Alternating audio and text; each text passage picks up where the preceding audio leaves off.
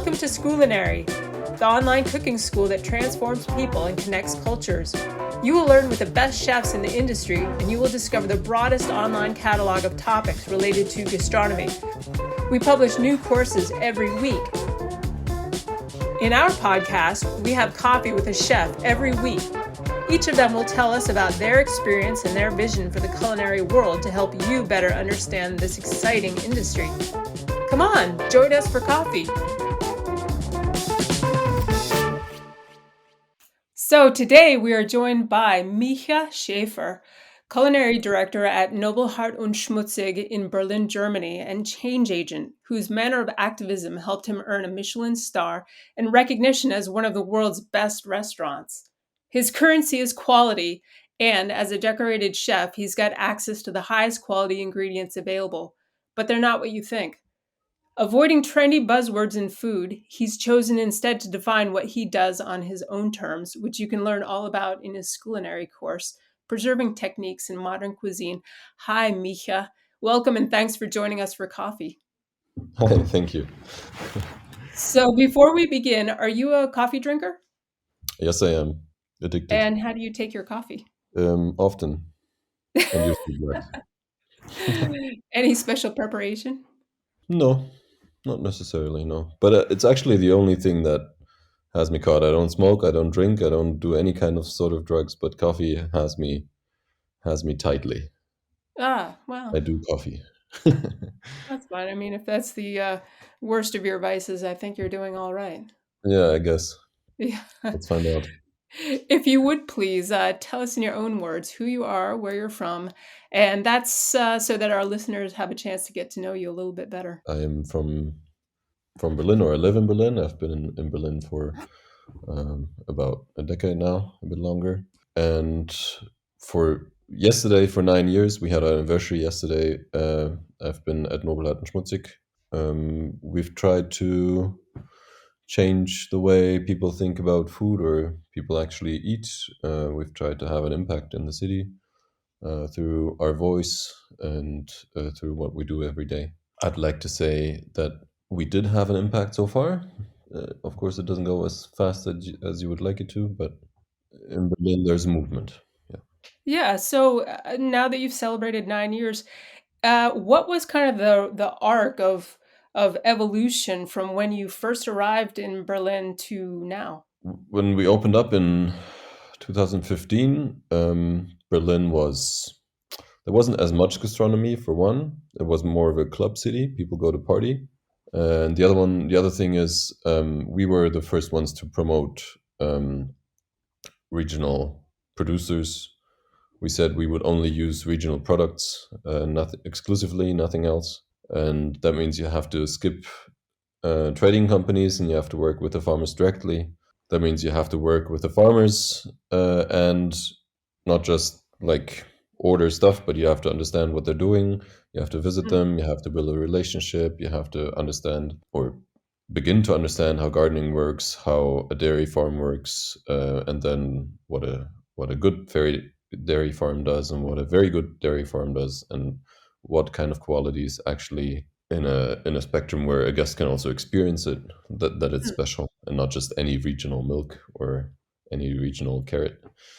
Yeah. Um, How did you start making those contacts with those producers that are around you in Berlin? Berlin, we have a lot of farmers markets, which is kind of an old tradition, and you have to really walk around and look for them. And they're very skeptical, especially of chefs. They've had a lot of bad experiences. Huh. And then you have to say, hey, this looks nice. Can I visit you? And then you go there and you just talk to them. And then you just buy their stuff. And then a month later, you buy more. And sometimes it goes wrong and expectations are not met. but Hmm. that, and sometimes it works out for 9 years. Yeah. Right. Well, you've obviously built yourself a reputation and kind of on the strength of your cooking as well. Probably have established some very good relationships there in the Berlin area. Well, mostly the most important thing was to not have financial discussions. Whatever a farmer asks for his produce is what we pay, and it's usually a bit more than what you pay for anywhere else. Sometimes you have to tell people to ask for more money because it's worth it, and they need to survive. And that's the whole point. Yeah, um, but that's been the main thing to keep things going. that's probably a really unexpected conversation on the part of the vendor and the buyer. When the buyer says you should be charging more. You should be charging me more, not you should just be charging more. Is that how it went or sort of how it went? Yeah, yeah, yeah. Well, it is. So you mentioned somewhere that you're from Western Germany, quote unquote, a region that's not known for good food. And then right after that, you added, most of Germany is not known for good food. And I was wondering if you could share your thoughts on German food. Well, there's different kinds of food culture in Germany. There's south of Germany, which is maybe more well known, like Bavaria, and you have like roasted pigs or pretzels and spätzle, and you have traditional dishes.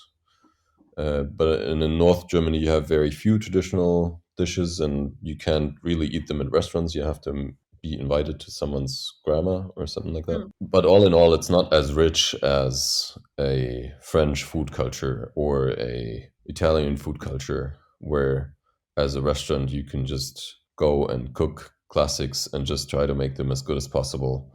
Like in Italy, you would go to Piedmont and you get it's totally normal to get a tomato from around the corner or a hazelnut or a shrimp or whatever grows there is celebrated mm. and celebrated at homes and also in the restaurants. And this kind of food culture is non-existent in Germany. It's a mix of everything. It's all kinds of cuisines of the world. If you go out eating in Berlin, for example, and all the food that you buy at supermarkets or in trading companies is mostly imported. But don't you think that at one time, what you could get around the corner there in Berlin was what there was, and that I think maybe perhaps with globalization, we lost a little bit of that, and maybe what you're doing right now is kind of bringing that back, or is that just speculative? Well, I'm putting an emphasis on it.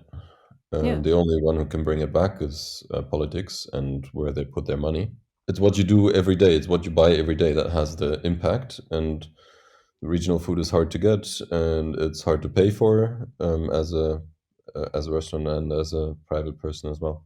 Yeah. And we're trying to just show that as much as possible. Yeah. So, on a little bit of a lighter topic, as I mentioned in the intro, you are the culinary director at Berlin-based Nobelhart and Schmutzig.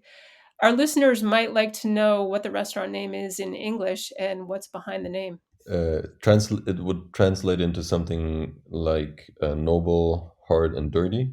One version of the story is that that's how we like the for our guests for the evening to go. Start noble, be a bit Mhm. hard and tough in the middle because you're maybe drunk and dirty. And, but originally it was just a headline for a newspaper about in a newspaper about polo sport, and we copied it because it's very easy to remember.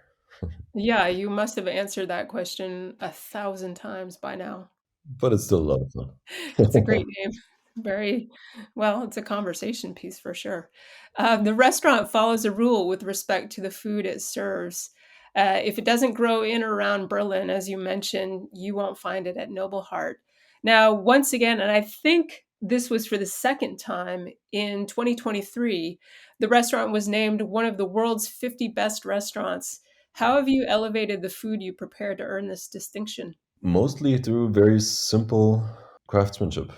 We learn the craftsmanship of butchers and of bakers and of nouvelle cuisine, the very classic French cuisine. And just, we never use any food thickeners. We don't hardly ever use mostly what Ferran Adria is famous for. Yeah. I learned that as a young cook, Mhm. and it's amazing and super interesting what you can do with it. But I like to present the quality of the ingredient, and for that, usually you don't do much to it. And the nouvelle cuisine and the classic craftsmanship, the old school class craftsmanship of cooking is made for that. That's Yeah. that's the way Lyon was. built. Right. And now, for people who might be a little less informed or less involved in the food world, or actually what you do, there are a couple terms that show up frequently in relationship to the restaurant. Can you explain what vocally local and conscious reduction mean, please? Well, vocally local means what you just said, that we source only from around Berlin, and that Mhm. we're very vocal about that. Yeah. Meaning we share the producers, we share where we buy, we also share how much we spend, we share our recipes. Whatever we can share, we share, because it's important to for other people to be able to copy what we're doing. Hmm. And what was the other word again? Oh, conscious reduction. Oh, well, that's what people use to describe my style on the plate. Then at the end of the day, because like when I buy, for example, when I serve a piece of, let's say, pig, because you Yeah. said a pig is big in Spain, Mhm. which is obviously is. For me, that means I have one farmer where I buy the pig. I've met the pig. I've organized the slaughtering with him. I've Yeah. probably fed it as well, thrown potatoes at it, where my kids Mhm. have. And then I know that he butchers it at the farm. I organize with him when and how it comes to the restaurant, and then we hang it, and then we take it apart from the bone, and then we serve each and every guest probably separate, a different piece from the pig, because a pig, like one neck, for example, doesn't last the whole dinner service. Yeah. And since it's so much work and it's such an amazing farm and such an amazing piece of meat where the quality is, as a guest, even as someone who doesn't eat that animal every day, like I have, Mhm. you can understand the quality of the meat. Yeah. And since it's that way, I just serve that. There's one thing with it to make it an enjoyable plate, Mhm. and that's called what people call reduction, minimalistic reduction. Oh. Just usually what the plates look like. And since you just touched upon it, or we've mentioned it a couple times, so you not only source your ingredients from local farmers, you also work with them to plan what to cultivate for your menu. I gather with respect to the animals or the plants, perhaps. How does that relationship work? Can you take us through that? Well, it's absolutely chaotic, is what it is. Okay. Um, as a young chef, I started out and tried to plan really from month to month. Turns out that doesn't work at all because nature doesn't work that way. And then you end up with 10 tons of squash or something like that. Yeah. And you don't know what to do with it. And what you expected didn't come. And then what you wanted a little bit of, you have way too much of it. You can feed the entire city. So with the gardeners, what I do is that I just listen to them, and like I meet all of the farmers in December, and we talk about the next year, and they tell me what they're planning and what their ideas are, and I Mhm. tell them things like, just because we bought, I don't know, 80 kilos of beetroot this year doesn't mean we're gonna buy it next year. So don't go too crazy on beets, and we just kind of have a conversation about expectations, and that's it. But what's most important is that that our kitchen and the way we're staffed and the way we operate is very different from every other kitchen, in the way that we don't no one ever says, I want to cook this, or let's cook that, or a guest says, I want that, I want to I want this Hmm. kind of dish. But we always ask uh, the farmer what he has, and that's what we're serving. That's the way to go, because you can only serve what they have anyway. So Yeah, I think there's one rule also that you follow. Quality is one of your highest principles, and it influences nearly every action you take as a chef, if I'm not mistaken. How do you seek out good quality ingredients? And more importantly, how do you know when the quality is good? So I had a decade to learn about farming. Not that I could farm at all. It's a craft of its own, but that's why I visit farms and meet the people and try to understand how they work. Mhm. And based on their understanding of soil, their understanding of the animals, it's actually pretty easy to determine whether or not it's going to be a good product or not. And then during the year, sometimes it varies a bit. Like, you can have an amazing tomato one day, and 2 days later, when the next harvest comes into your restaurant, it rained for 2 days and it tastes watery a bit, and then you have to work differently with it. Then you can't just serve it raw, you have to dry it a bit for it to become as intense. You have to understand that you get a different produce each time the delivery comes to the restaurant, Yeah. and you have to be you have to react quickly. Yeah. I think you mentioned in one of your Scoolinary videos that you can actually taste if the soil where the plant was grown was good or bad. How do you determine that? I had this experience with one farm specifically, which had different kinds of soil in the garden due to some prehistoric movements or whatever. I think it's hard to determine. I think it takes experience. Like with an animal or with dairy products, it's probably easier to just taste.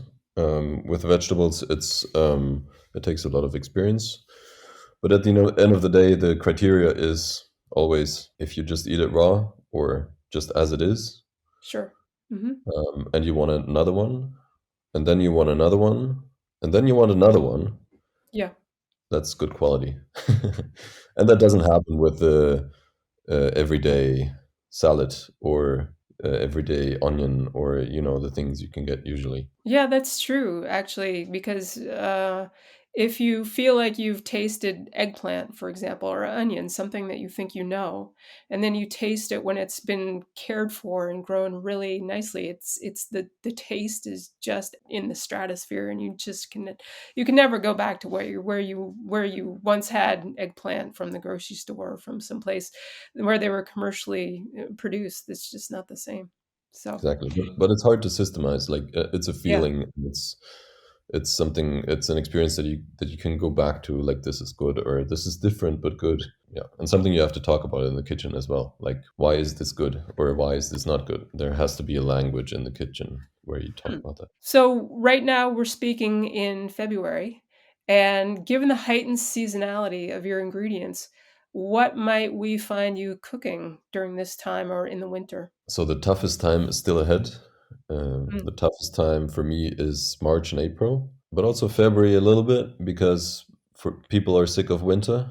They're looking for spring, and like the sun comes out in March, but the veggies come out end of April, and there's a bit of time where we work with all the products, like basically from end of January to middle or end of April, we work with all the products that we've pickled or fermented or that are in our basement that we spend all summer on preserving in some way or the other, which is a lot. This year I've had 22,000 euros worth of food in the basement in end of Ooh. December, just preserved food. And it's things like pickled flowers, dried roses, like pickled elderflowers, pickled elderberries, pickled tomatoes, fermented mushrooms, tomato juice, dried rose petals, like all very summery things that are amazing at their height, that you have tons of things. Also things that have a smell. That's what makes our menu exciting in winter. Otherwise, it would just be meat and kale. Yeah. Potatoes. Yeah. Good year-round products, those. Wow. What is the size of your storage facility, if I might ask? It's way too small, and you can hardly move. Okay. It's built very high. You can't really get to shit. So Well, let's get into your course actually. So, your course is called, like I said, Preserving Techniques in Modern Cuisine, and it demonstrates some of your techniques for preserving food. How did you get into the craft of preserving? I learned some of the preserving techniques from my former head chef. We worked together with the biology department of the university in Frankfurt. Also, I studied a lot of cookbooks on pickling and on fermenting. Like there's good literature now, and the rest is just doing it. Yeah, Yeah. it's walking through nature with the eyes on the side of the sidewalk, trying to find things that are in season now, Yeah. looking at the bushes, trying to smell what is good at the moment, what is potent at the moment, and then creating the experience and the knowledge of how you can preserve it best, how you can preserve either the texture or the smell or just the taste, and how to do it effectively, like how to do it in 3 hours with 4 people and not take a week. Right, and if you're investing tens of thousands of euros into preserving things at the height of their flavor, and you have to get it right the first time. There's no Yeah. second chances. Well, and it does fail sometimes. So Oh, sometimes it just goes bad. You have to throw it out. It's a risk that you take as well. sure. Can you explain the shift from preserving food as a necessity to preserving food as a social responsibility? So what I mean by that is, at one point, before we had Freon or refrigerators, we had to preserve food. Yeah. And now, when you're sourcing things from such a local, like kind of a local resource, then you're getting so much quality out of what's around Mhm. you that it becomes it becomes more of a responsibility to eat more local food because you get the best quality. Mhm. So yeah, I was wondering if you, well, I'm just paraphrasing it, but you would know better. What the shift from preserving food as a necessity to preserving food as a social responsibility? Is it a social responsibility? What do you think? Not yet. I think it's not yet a social responsibility, I think, but it could become one. But mostly Yeah. it's as a restaurant, it's a responsibility Hmm. because you have a lot of financial power and you can finance farms, you can finance foragers, you can finance you're able to uphold whole identities and villages, and you're able to tell a story, you're able to have an impact. As a private person that pickles, that's more of a probably more of a hobby and maybe a responsibility to your own health, but Yeah. or an experience, but it would become a social responsibility if a lot of people did it. I'd say trading companies are failing that responsibilities, or supermarkets are in a way failing that responsibility. But it's also hard to do. Like, there's no sense in preserving a food that's already been grown shitty. Yeah. So let's say we get a crate of something very fine, the highest quality there is of of that. I mean, what's a good recipe from your course to start with? The one with water, salt, and vinegar, Hmm. and Hmm. you can pickle anything in it, really. Whatever you Okay. find interesting, and then add flavors to it. The best all rounder that covers most veggies, and that's the easiest to do. You just have to work clean and sterile, and have to make sure everything's boiled. But taste wise, I think it's the starter. Yeah. I think that's the basis for the mushrooms with the parsley sauce, which also is in my future to make because that looked really good. So, aside from the video tutorials and recipes that are in your course, what would you most like people to get out of it? What I got out of pickling was a fascination for it, not for pickling itself, but for the foods and to understand seasons. I think that's something I wanna catch people with, because it's like you're not just preserving a food, you're preserving a time that the food grew in, right? Yeah. Yeah. That it was ripe, and if you eat it in February, you can go back to that time. That's a very beautiful way to relive your own summer in a way. Yeah, that's a good point. So, I think that one of the best things that maybe before we even arrive to take your course, for example, what we could do as home cooks or budding professionals or the like is make those connections, find those local providers that are providing the highest quality ingredients. Is that a way that we could become agents of change in the style of Nobelhart and Schmutzig? Yeah, or I mean, you could go to the page and just learn about pickling, but the actual approach that's connected to reality is you are somewhere and you're at a farmer's market, or you in your own garden, or at your fridge, and you have this amazing food, and you're like, I want to pickle this and I want to Mhm. preserve it. How do I do it? And then you go to the course. that would be the ideal way to approach the topic. That would be a much shorter commute too, from my Yes. office to the fridge. That's a few steps. So you've collaborated with many people who have vision like yourself and who take action to guide us into the future with respect to food, also like yourself. Do you have anyone you would recommend for a future episode of this podcast? Oh, so many. I think the most interesting chef I know that has endless stories to tell and is good at telling them, much better than I am, is Mehmet Gus from Istanbul, Oh, okay. from Mikla. He has amazing stories to tell. Turkey is fascinating, but the culinary world of Turkey is crazy. Well, Micha, thank you very much for taking the time out of your day to have coffee with us, virtual or otherwise. I really appreciate it. Thank you for having me. If you like this episode, don't miss an episode by becoming a member. We're waiting for you each week with more guests. We're on all podcast platforms. Just search for Coffee with Scoolinary.